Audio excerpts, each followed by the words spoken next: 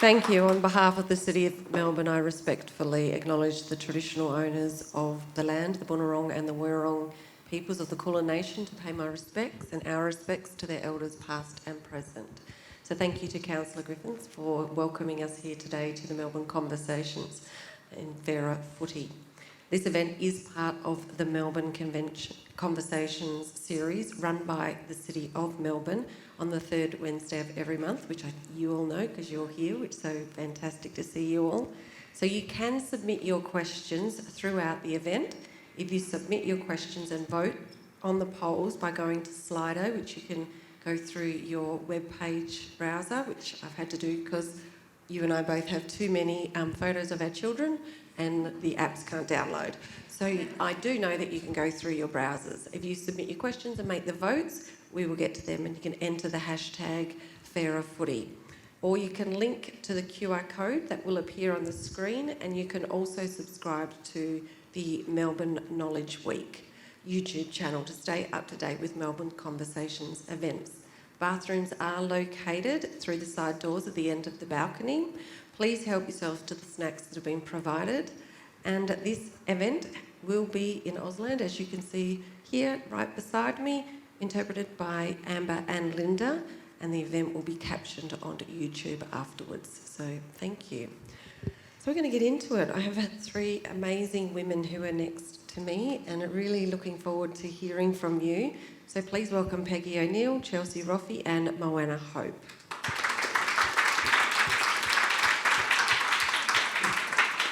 So Peggy, let's start with you. We're going to start by everyone just having a little chat about themselves and giving us a bit of a provocation for tonight for the audience. So we're going to start with you, Peggy. A little about myself. Little snippet. Well, I see a Richmond scarf there, so yes. I have to say that I'm included in this panel because I've been the president of the Richmond Football Club for the past 9 years, been on the board for 17 years, but I finish up in December. I'm also on the AFL's competition committee, on their mental health and well-being committee for players. I won the Vic Sports contribution to sport for 2021. So that's sport. I've never played sport professionally. I'm no good at anything like that, but I'm a great spectator. So that's how I've fallen. I like sports of all kind. You can tell from my accent I didn't grow up here, but when you live within sight of the MCG, when you move here, you got to pick a team. I lived in Richmond, still live there, picked Richmond, and so here I am. And over time I've met all of these women. So Beautiful. And do you have a provocation for our audience that you would like them to think about while we're talking tonight? Well, I guess I would just say that there's a lot of emphasis on how many girls and women are playing sport of all kinds, especially football now, and we know the great strides the AFLW is making with 18 clubs all having a team now. But participation doesn't solve the problem of sport leadership, and sometimes the two are confused. Like if enough girls and then women come through the pipeline, everything will correct itself. And I don't think that's true. So I'd like to say, why don't we have as many women coaching and running men's sport as men do women's sport? I like it a lot. Good one. So that's something for you to take back to your clubs and say, let's do this. So Moana, you're next in line. Tell us a little bit about yourself. You could have left her to last. I'm not on You told me she has to go first. I'm not on any boards, so mine not going to sound as good as hers. Did you always barrack for Richmond?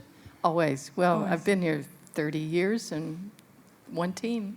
Wow. Are you just saying that, or is that rude? No, absolutely, absolutely. Tell me in December when you finish. Yeah. No, I will be. A bit about me. I played a little bit of footy for Collingwood and North Melbourne. In the AFLW, I am one of 14, so a small family. Grew up in a 2-bedroom house with mum and dad. We all had 1 bedroom, mum and dad had the other. Crazy times. We had a lot of fun. I've got 2 little kids, beautiful little kids, and went on Survivor. That was a bit fun. Oh, yes, you did. Did that twice, a bit crazy. That's kind of a nutshell me. Like, I wish I could say I was on some boards, but I'm not as smart as you, Peg. I wish I could say I could get goals. Exactly. Let it make Survivor. You get me on boards and I'll help you kick goals. Yeah. Beautiful. Do you have a provocation for our guests while you're there listening to us that you'd like them to ponder? Yeah, I think mine's kind of similar to Peggy's because, we look at the current AFLW and the expansion, and it's amazing and it's super exciting and I love it and I love watching AFLW. But I feel like there's a breakdown in the pathway to the AFLW for the girls. I know personally, like, the boys are identified at the age of 12, 13, and they get put into all these pathways where they get all this extra training and they get exposure to gyms and nutritionists and all this extra coaching. And that's what builds them to get to the draft. And when they get there, then they get 2 years or 3 years on the AFL list before they debut, unless you're Dacos. But they've had all that exposure, and I feel like that is not evident with the girls so far. And that is broken, and I feel if you want it to grow and you want the quality to get better and you want it to,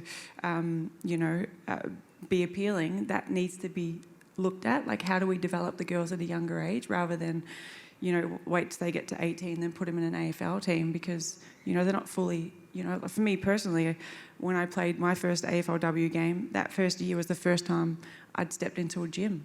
Like, I didn't even know a gym would make me a better athlete. Or I didn't know that, doing all those extra things would make me a better footballer. Or, nutritionists. There's all those little things that, I feel like they're not exposed to. And by the time they get to the system, they're trying to navigate through that. Yeah, I agree. And I'd also like to see coaches not just say, get in there and be hard, and then the next minute they've got broken collarbones, things are falling off them. But, like that training and that development from a young age is so vital. So I agree. What about you, Chelsea? Tell us about you. Oh, thanks, Shelley. Well, I have been an Aussie Rules tragic, I guess, since birth. Grew up in Queensland, but I was born in South Australia, and I must admit, Peggy, I had 2 teams in my youth, which is just something you just don't do. But I was a Crows fanatic when I was very young in SA, and then moved to Queensland, started following the Lions because they were the team that we used to see at the Gabba. Wasn't really a fan of umpiring. I used to berate quite a few of them, to be honest. But it wasn't until my final year of high school when I picked up a set of goal flags and thought I'd have a crack at waving the flags. And I thought, I love footy. It couldn't be that hard, surely, but it's a lot harder than it looks. And No. It actually looks hard. Yeah. Well, if anyone here has tried Auskick or maybe a teenage game, that's the worst where you've got the parents to deal with. But when you're standing there trying to figure out which side of the post did the ball go, so I discovered the craft of goal umpiring, and then got my teeth into that, and then through university learnt how to do it. And became professional in 2004. I was listed with the AFL, and since then I moved to Melbourne. I did a grand final in 2012, Sydney Hawthorn, which was an epic 10-point ball game. It was a really good one. And umpiring's been an amazing experience for me. It's opened a lot of doors. And it's connected me to footy in a really different way. I don't have a team anymore, obviously, but it's certainly opened my eyes to a whole lot of different experiences and perspectives. And it's been an interesting ride. For about 10 years or so, I was the only female on the list, so it's had some unique experiences. I know who the first person is going to call to see what your team actually is. We might. So what team? You got a team now? Yeah, who do you actually break for? Because before you said Richmond. Collingwood. No. And I do have a provocation. So I guess something that I do ponder a little bit is being a female in a male domain. I trained and competed against the boys, and that's what it is with umpiring. You're in there as a female, but you are in there with the guys, and you're aiming to get selected. And I think it just brings a bit of a dimension when you think about the idea of fairness, and merit is a word that comes up quite a lot. And I think the challenge with something like umpiring, and I think probably broadly in footy, is actually understanding what fairness actually looks like and what merit looks like, and what criteria are we using to judge what is fair. So something like umpiring, you know, I spent 90% of my time coming up the ranks, training for a time trial, getting my skin folds taken, doing beep tests. I'm a goal umpire. You know, I don't look at goal umpiring and think, well, that's something that a woman couldn't do. Of course she could. It's a mental game. So for me, I think really challenging the idea of merit and what the criteria is that we set in order to judge and assess people will make a huge difference to the role of women in the game. I like that. I like that a lot. I didn't know they made you do all that running. And you just stand there. Very weird, yeah. Like I said, we just stand here. Yeah. Oh, very interesting. So I'm reminded that you can please submit your questions onto the Slido. We would love to see those. And if you've just joined us, please make sure you're doing that. I think we can agree and that there's been a story today that has broken with the Hawthorn Football Club on alleged allegations. That has really shaken women and it has really shaken the football community, and I think it's spread further than that as well, and it's spreading past into the wider community than it often these stories don't. So we are going to touch on that and then get to the questions that we had already worked out that we would like to really cover as well, but I think it would be remiss of us not to talk about it. But Peggy, I'm going to come to you first because Moana said I had to. But before we talk about why we have gathered here, this alleged human rights violation, if proven true, as women, you know, we're talking about women that were actually partners of AFL footballers. But as a woman of the AFL, what can we do to ensure that this doesn't happen to women in the future? It is just a harrowing story. People have been following it. I've been following it quite closely today. I think that a club should be welcoming and embracing, and all too often I think there's now this disconnect between what clubs say they are and then finding out, as Shelley says, behind the curtain what's really going on if this turns out to be proved true. So I think that clubs have to live the values that they purport to have, and also realizing that there's one thing, the employee of the club is the player, but these were women who weren't employees of the club but yet were being controlled in their behavior, and to people who had a real asymmetry of power in all of this. So I think that to ensure it doesn't happen again, that might be a bit of utopia because you're assuming that everybody's going to act honorably. But I also think that the authentic clubs, the ones who actually do what they purport to do, will be the ones that people are attracted to. And not just our club. I think we do a pretty good job. It's a constant effort to not slide back. You have to check it all the time. But one of the things is that when, as people will know at Richmond, I don't want to make light of this, but we didn't win anything for a very long time. But when I joined the board in 2005, we've always had community as one of the pillars of our strategy. So for as long as I've been there, community has been one of the most important things. Because we said, when you're waiting to win, you got to mean something to people.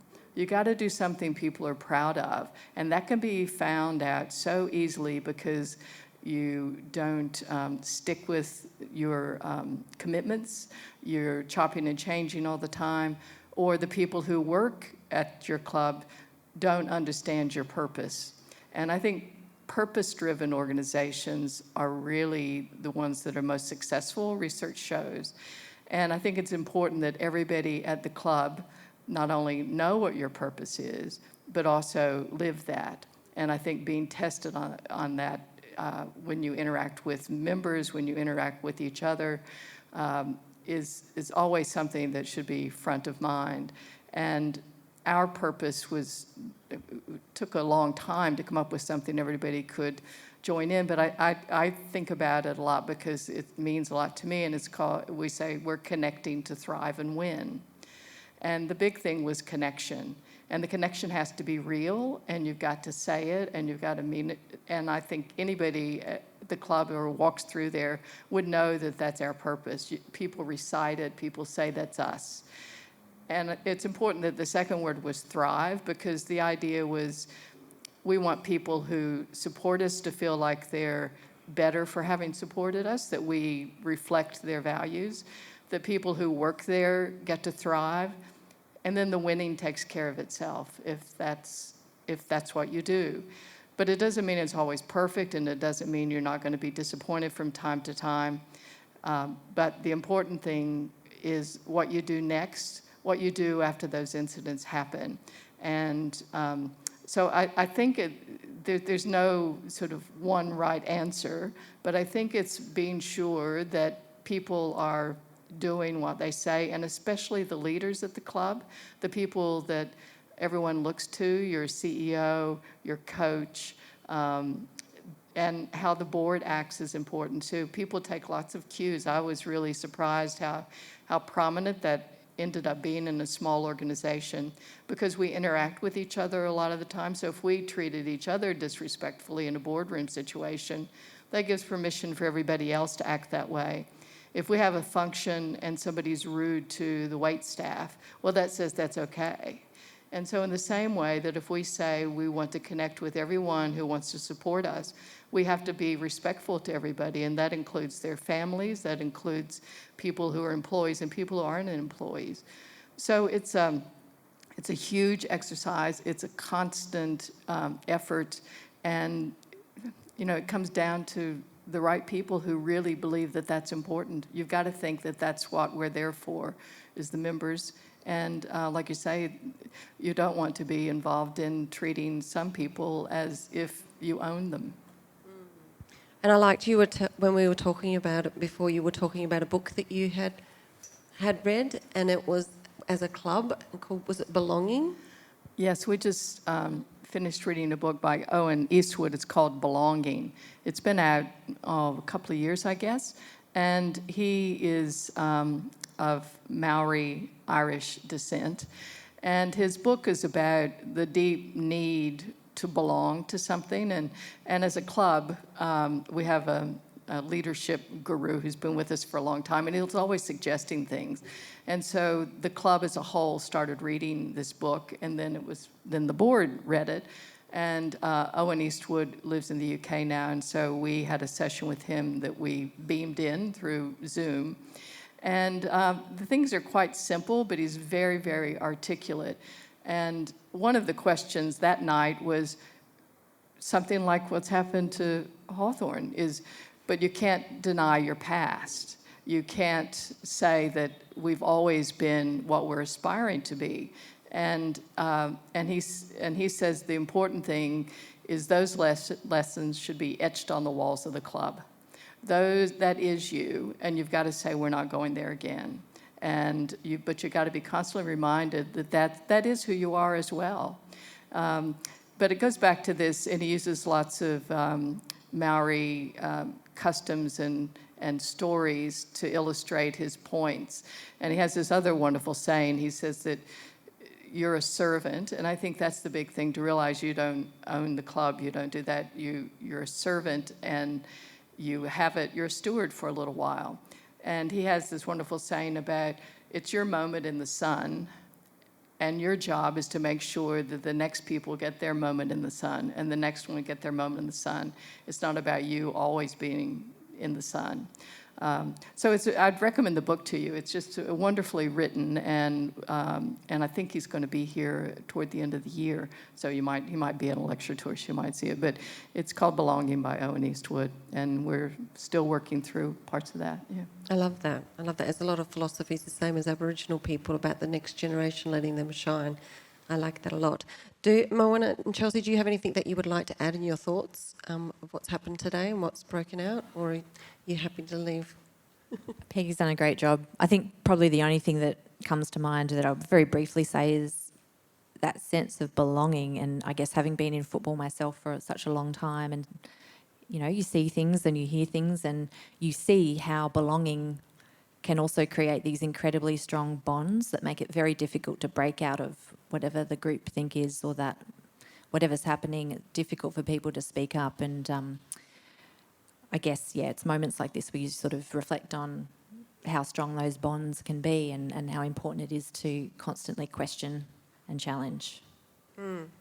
Absolutely. Absolutely. I was pretty much going to say everything Peggy said, so thanks. Yeah, Peggy. me too. Have you got my notes? We're or on the something? same wavelength. No, I only just read it coming up the elevator, to be honest, and I'm just disgusted and appalled, not shocked, but at the same time, the people involved, I just want to hug them, and I just want to, I just want to hug them. I can't believe they've gone through something like that. It's super traumatic, and the players as well, the partners, and I just think when a club's going to learn that when stuff like this happens, it turns people away, makes me never ever want to support Hawthorn ever. And isn't that not your role as a club, is to get as many supporters as possible? That's the whole point of having your club and getting members. And I just think that we've come a long way, but we have so far to go, so far. Yeah, it's quite distressing, isn't it? Yeah, I agree. And people are finding out more and more as they're going along in the day, and I think there's more to come in this story too. So, if you haven't heard about it, there are some fantastic people writing about it in Russell Jackson's ABC story. So, there's the voices of these people, which is really important to listen to. And we'll have more developments as we're going along, that's for sure. So to some of the questions we were going to do and talk about, I mean, we have covered so much already in your beautiful introductions of yourself. I did enjoy that. But Peggy, you've touched on it a little bit, but what more can be done for leadership within women within this space? Well, I think the first thing is to be sure that women are part of decisions made about women. We always hear that nothing about me without me, but lots of times decisions are being made without reference to what women might think is necessary. I think we also need to quit trying to fix the women and fix the system. We hear that a lot, and the system is really stacked so that it's hard to visualize someone in a job if you've never seen the person in a job.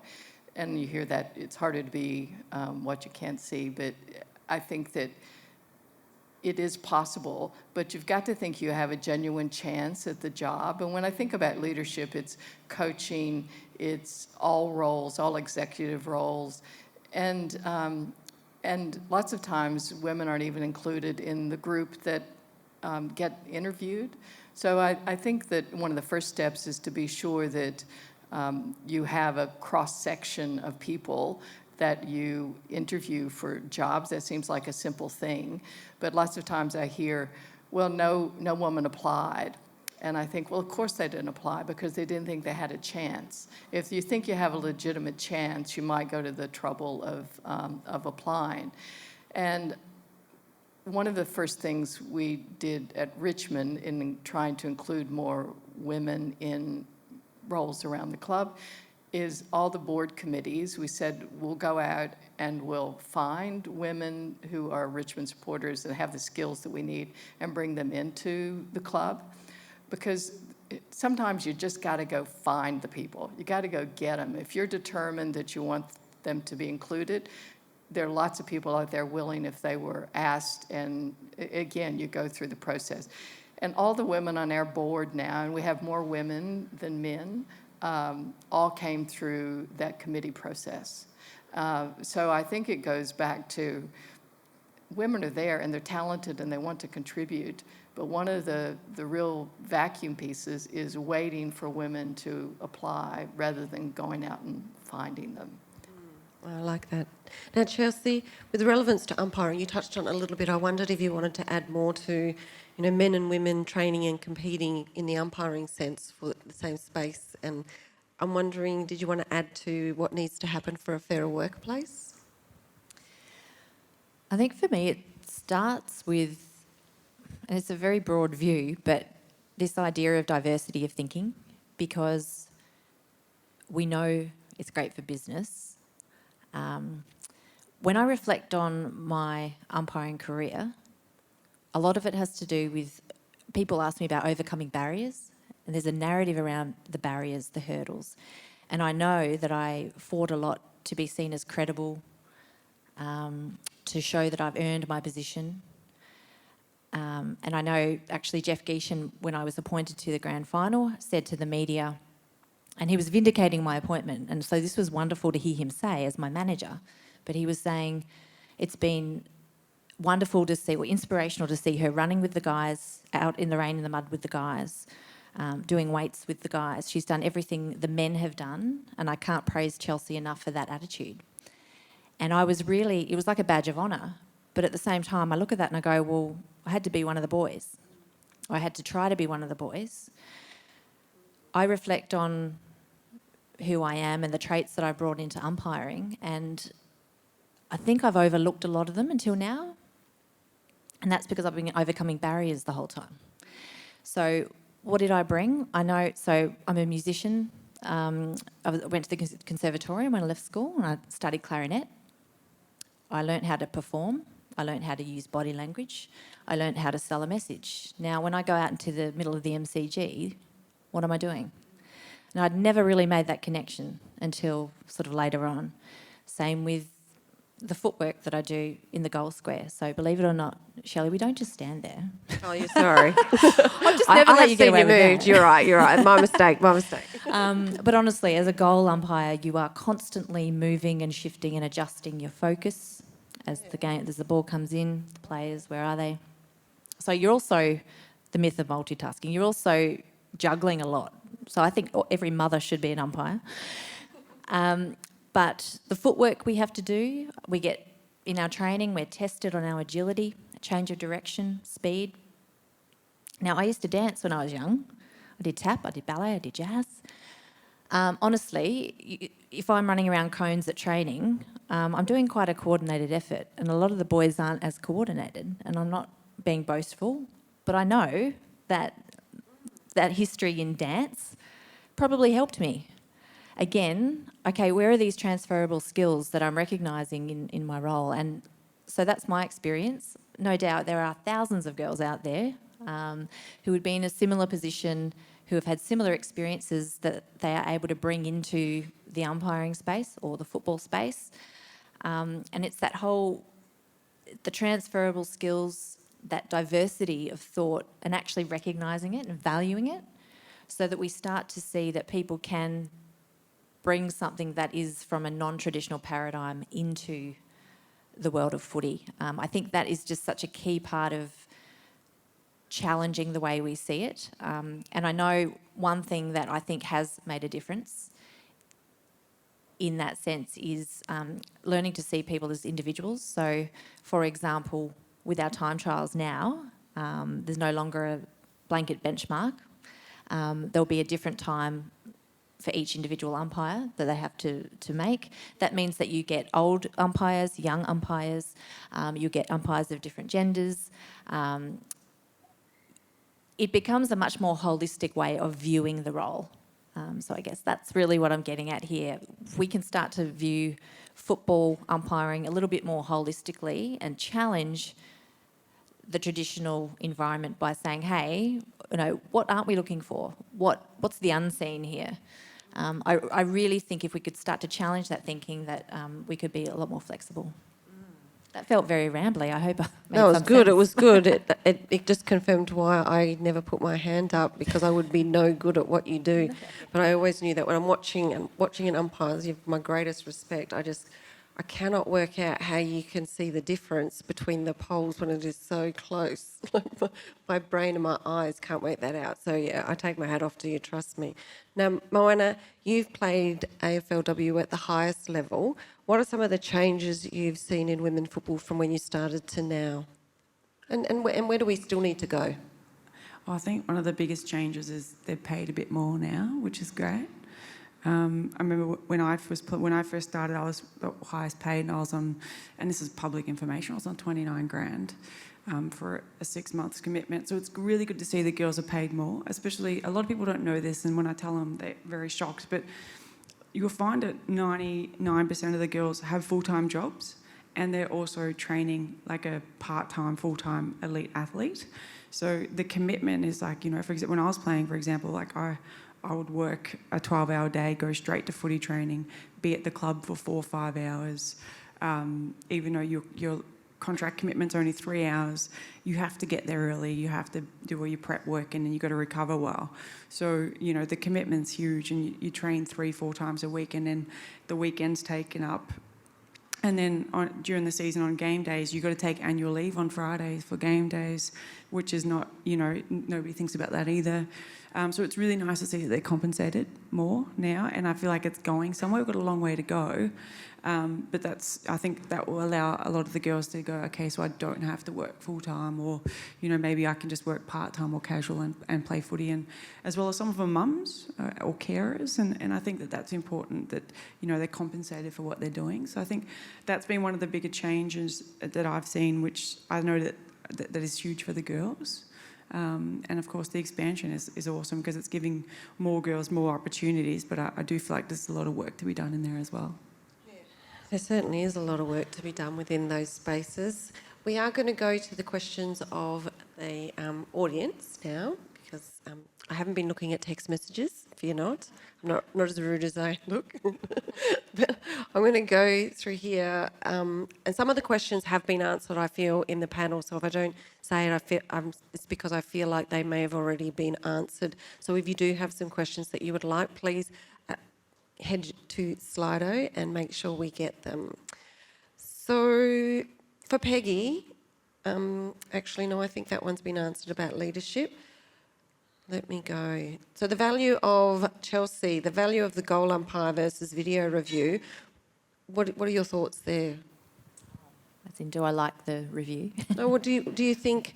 The full question is: would women be better to do the job because they are proven to be multitaskers, better and react faster than men? Oh. They are not my words. Okay. It literally says because women are better. No. Pretty much. So sorry. What are your thoughts on both? Just quickly. Do you like the goal review? No, I don't like it either. You know what I love? When you umpire. So the thing about umpiring and being out there and it's all happening so quickly, it's instinctive and intuitive. And I love when you're in the zone, you can be intuitive and you can just let it all unfold. I think the thing about the video review, it forces you to then, I guess, interrupt that flow. Yep. And you've got to go, right, okay, I'm not just going to instinctively give it the decision. I'm going to think about what might I have missed potentially. So I don't really enjoy that process, but I really don't like making an error. That really sucks. Oh, really? Yes, it's very hard. Well, it's not. It is. It's a challenge bouncing back if you make a mistake. You're standing in front of the cheer squads for a start. But it's sort of, you've got to make sure you're obviously maintaining your confidence and you are backing yourself for every decision after that. So I think to answer the question and not be such a fence sitter, I think it's good that the review system is there. I don't like to overuse it. I think you've got to back your judgment and have faith in your ability. That's what being an umpire is. But, there are times where you can't see everything and that's where you use it. You probably should have asked Peggy that question, seeing how Richmond got kicked out because of the review. Oh, yeah. What are your thoughts? Well, not just because of the elimination final, but I really don't like it. I'm happy to go with human error or whatever. I just think that the pause in the game is not a good thing. Even the idea that's being floated now that the umpire doesn't call it before they go to video review, I just think it hasn't added too much, and the mistakes that are caught would have been part of the evaluation of the umpire after the game, I would have thought. So I'm happy to go with the human error aspect because I think they get it right most all the time. Agree. I'm not a fan of it myself. But anyway, let's get on to some other questions. Tom would like to know, why has gender-based employment quotas been encouraged in this talk as opposed to hiring the best person for the job, regardless of gender. So what are your thoughts on that when people say things like that, Peggy? Because people say that a lot, like it should be the best person. What are your thoughts? Well, it usually is the best person, and quotas help make sure that happens. Because I think if it was about because if it was based on the best person, it would be half women all the time, because that's the mix in the population. So I think this is a way of ensuring that women get included in that search, as I was saying, that they're included in the interviews. And it was interesting. I chaired an inquiry for the state government in 2014-15 into women and girls in sport and active recreation, and we made 9 recommendations that the government took on all of them. But one of the things, we went around the state doing forums in various locations, and we were wondering what kind of feedback we would get. But the overwhelming thing was that we need quotas or nothing will change. And this was from, usually there had been families that had run the sport network in regional communities for a long time. So one of the recommendations we made is that state sporting organizations should move to 40% women within 3 years. And it was, well, the sky's falling. But little by little, as soon as it was tied to procurement, because the state government doesn't have a lot of levers, but one is if you want our money, you have to show us that you're moving toward this. And I knew we were sort of onto something, so about 18 months after it was announced, I started seeing these ads pop up about women who might want to join state sporting boards were having a come and be educated about governance, would tell you about opportunities. And lo and behold, they've all met that, and now it's on to something else. But I do think that you get better results when you have more diverse people, and people have often said to me, well, getting women on, that's the easy thing. And I thought, well, let's solve the easy thing first then, and then we'll move on to the more difficult things, the intersectionality of other groups of people. But the underrepresented really need to be included in the evaluation, or you're just not going to make much headway. And the more diverse life experiences that you have around a decision-making table, the better the decisions are. So I think that if you want the best decision, you make sure that you get enough of the right people who represent different points of view. So.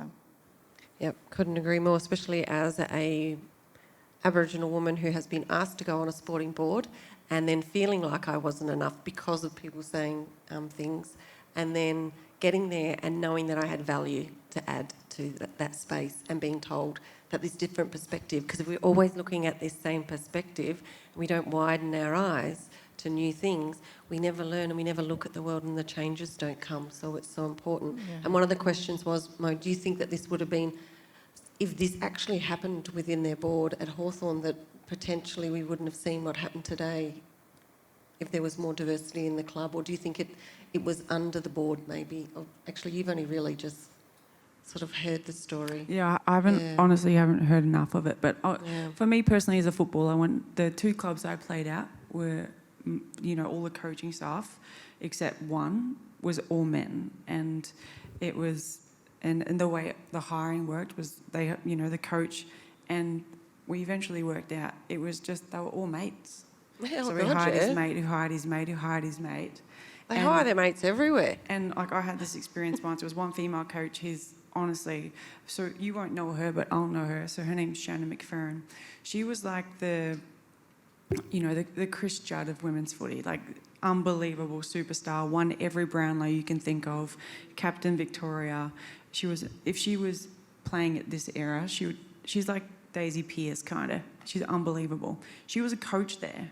And I remember one training session, I hit her up for craft because I just got so much respect for her. I actually got in trouble for going to her and not going to the male coach. I've heard stories like that. Right? Yep. And so I got in trouble, and then I got dropped from a particular craft group because that coach said, you didn't come to me, you went to her, so I'm dropping you from my craft group. And I was just like, this was before training. We got there an hour early. I wanted extra craft. She is one of my idols in footy. I love her. And it was okay, because it was okay from him, who told his mate who's the coach. And it's kind of like, go back to hiring the person that's best for the job, and the person that's always going to put the club and the player's best interest first.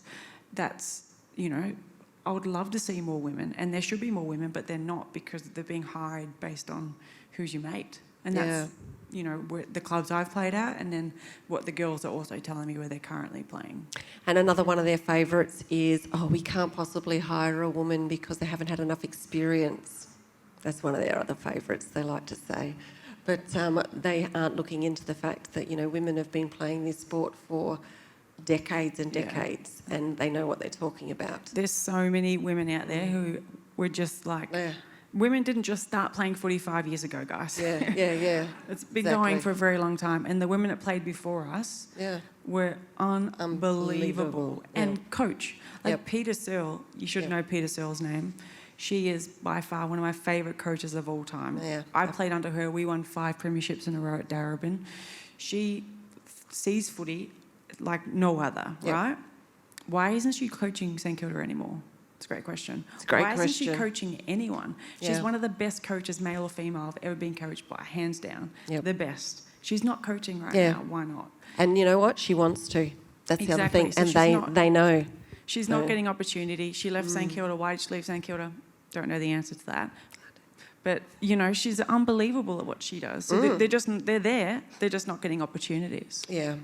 And that would be my provocation. If you are in a position of power, create opportunity for people. Like that is the best thing that you can possibly do. You know, like I always go back to this story. I just digress for 5 seconds. I know I'm looking at the time, but my father like really taught me that as a young girl when he was like the CEO of, you know, Aboriginal hostels, and he taught his receptionist at the time to read and write because he knew that no other person was going to hire an Aboriginal person that couldn't read, and so he taught her to read or write on the job. You know, like we can always do more, and I think that's been part of my life. So it speaks to that. And I don't think it doesn't matter what industry you work in or where you work. Like I work in construction and I run a traffic management company, and I've got an ops team of 8 full-time people, and they're all women. Not on purpose. People think I did that on purpose. No, I didn't. I just hired the best person for the job, and it happens to be women. They are good so it doesn't matter where you work. Hire the person that's best suited for the job rather than the gender. Well, my husband works in traffic, and he always compliments about how wonderful the women are and the way they think. He prefers working with the women. Oh, right, yeah. So there must be something in that. Okay, so let's go. They keep popping up on the ones that I was going to go to, sorry. So I will answer this one. When will we get to see more women in media commentary roles? Looking for some nuance in voices. Looking for some new voices is probably what we would say there. That's anonymous. Thank you. COVID completely stripped all of the money out of television is one reason, and they're hiring, they've got their contracts, they have the same voices. It's all we hear over and over and over again. They don't create the space, and when they do, they expect us to be grateful. And there are lots of things that go on, and it's really unpleasant. But you know, I hope that there are more spaces. I know that there's a lot of work being done. There's a lot of programs. A lot of universities are doing fantastic jobs to break down these pathways. There's making the call. There's lots happening, but it is just continuously banging on those barriers and getting that done. So, has anyone got any policies that they've seen in junior sport, or how could we help junior clubs be more inclusive and more diverse? Has anyone got any ideas that they would like to share? I did see that one. So that was anonymous too. So anything that you can make measurable or difference in participation in women's sports, are there things that they should be doing in policy to change? And you know, I think if like a lot of junior clubs, a lot of the feedback I'm getting, especially from girls and parents, because when I talk to them on socials and when I see them at games, is if you work in a sporting club, just make sure that there's girls' change rooms. And I think that's one thing that we're really behind. Like, women's footy is unbelievable, and it's made the grassroots footy, the girls' footy, the fastest growing sport of all time. Unbelievable, love it, super exciting. Wish it was like that when I was a kid, right? But one of the biggest things is girls get there and there's no girls' change rooms. There's none at all. There's not even a girls' toilet, and so they got, then they got no sense of belonging. And then on top of that, there's not enough fields. There's not enough footy fields. So they're not playing them on proper footy fields. They're playing them on Auskick fields or soccer fields, and they're just going, you know what, just get on with it. I get these stories all the time. I had a story from a club a few weeks ago, and the under 14 boys and under 14 girls both made finals, right? But they had to play on the same weekend. So they said, well, the boys need to take the main oval and girls just put them on the back soccer oval. Don't worry about it. It'll be fine. They'll deal with it. So it's those kind of things. What are we teaching the kids then? What are we teaching them? That, the boys are superior, or, the girls' game doesn't matter.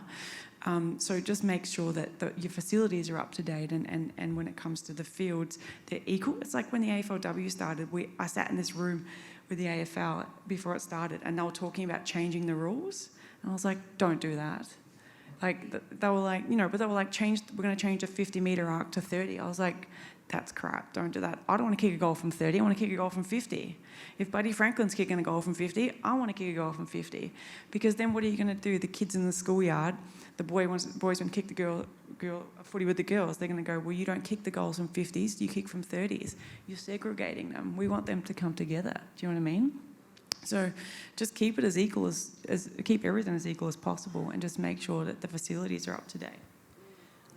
I think there's an accountability piece too with, a lot of grassroots sport relies on volunteers or people who are in very part-time roles, and we are grateful for their time and their energy and expertise, but we've got to make sure that there's accountability. People are in the right position to be leaders in this space and to set the right example and the right attitude. And so everything that Mo's just talked about, we want, the coach is the person who matters, or the club leader or the club president. Everything filters down from them. They have to be accountable. There has to be follow through, and there has to be the right message getting sent again and again and again, and people have to be held to it. Yeah, I agree with that. It's about that training too. If you take on that role, expect to be able to say, here's the protocol in which you have to live as well. So, Peggy, do you think sport should have a regulatory body with statutory powers? Is the question.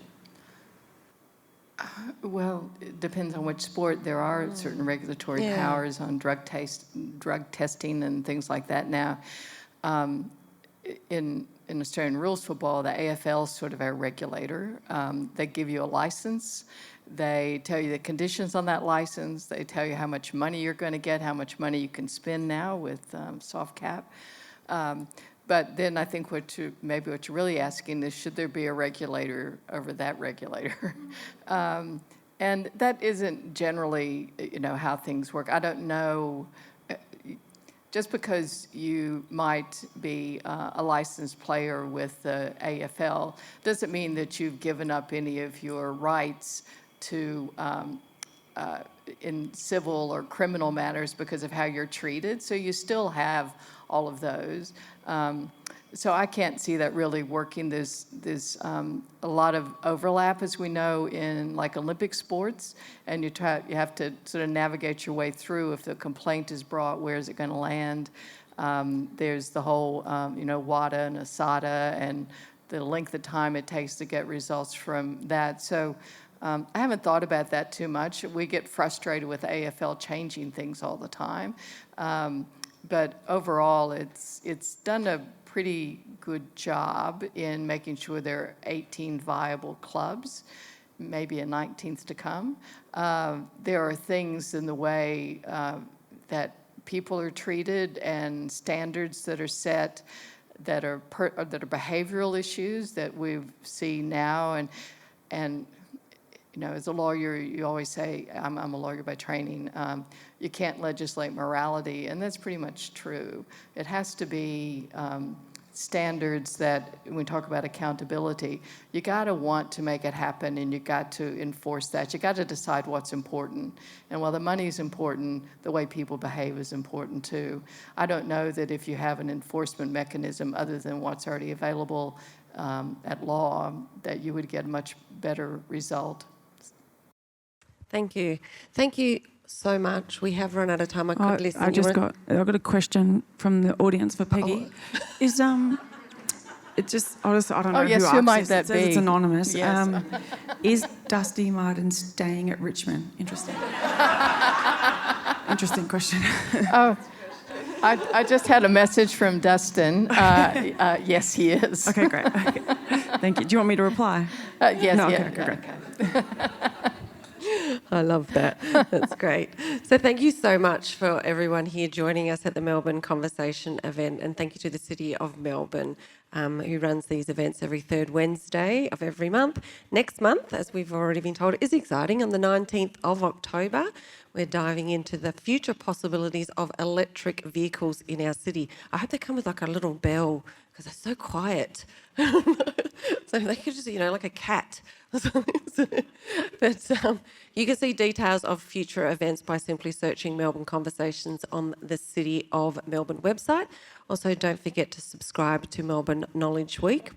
And there will, of course, be the YouTube channel to stay up to date with Melbourne Conversations events. Thank you to our beautiful Auslan interpreters here, Amber and Linda.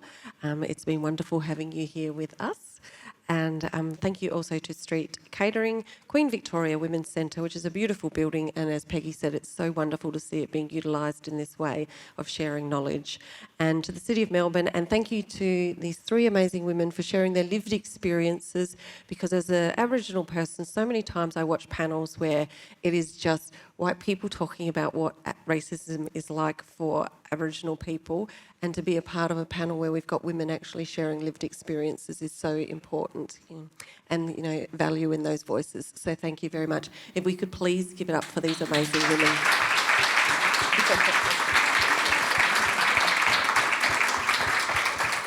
So thank you everyone for joining us, and a safe trip home.